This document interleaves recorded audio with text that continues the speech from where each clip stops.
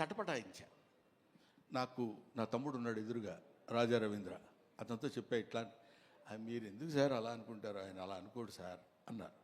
అయినా నాకు కొంచెం చాలక ఎవరినన్నా పిలుద్దామా, ఎలాగన్నా ఎవరన్నా వస్తే బాగుంటుంది కదా అనుకుంటే ఈ విషయం తను చిరంజీవి గారికి చెప్పాడు.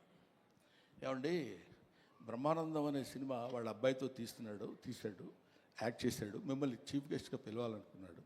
కానీ గురువుగారిని మరీ మనం ఎక్కి తొక్కేసినట్టు బాగుండదురా, ప్రతి చోటకి 9వ తారీఖు 5వ ఫంక్షన్ ఉంది, 10వ తారీఖు అయితే మళ్ళీ 11వ తారీఖు ఫంక్షన్ అంటే కొంచెం ఇబ్బందిగా ఉంటుందని అన్నాడంటే ఆ ఫోన్ ఇలాగి అని తన దగ్గర ఫోన్ తీసుకుని సడన్గా చూస్తే ఈయన ఫోన్, బ్రహ్మం రా, చాలా కాలం అయింది మాట్లాడి,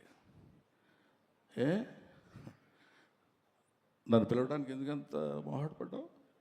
లేదు నేను ఇటు సైడ్ నుంచి అంటే మాట ఇంకా అక్కడి నుంచి వాయిసే ఒకటి, దానిలో చేసిన తప్పు ఇంకోటి, ఈ రెండు కలిపి లేదు.